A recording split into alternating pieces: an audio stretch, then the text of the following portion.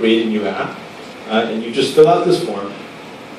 It'll ask you for like a web page, but if you're just building a mobile app, which all of you are, but if you're building a mobile app that doesn't have a web page attached to it, you can just put in anything here. It doesn't really matter. But once you fill out that form, we will give you two things. We will give you a client ID and a client secret. These are the two numbers you need. These are your access tokens to use the API.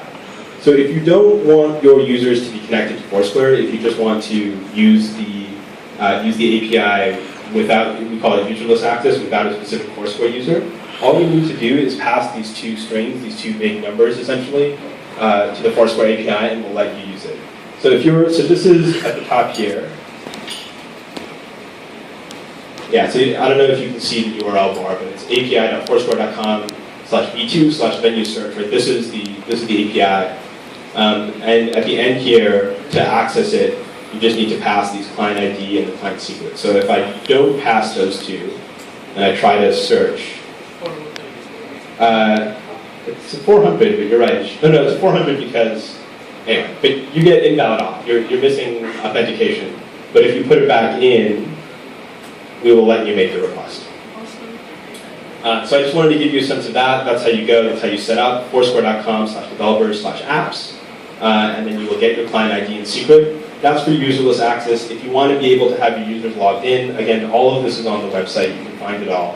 But there's a section called, I'm going to put in here, that overview off.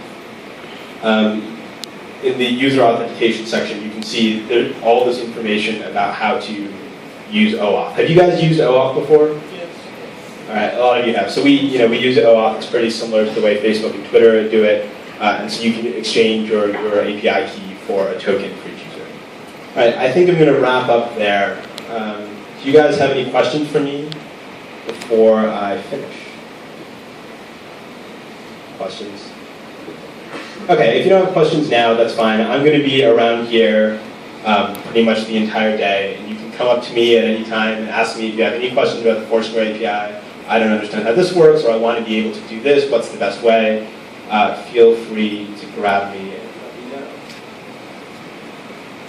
All right, thank you.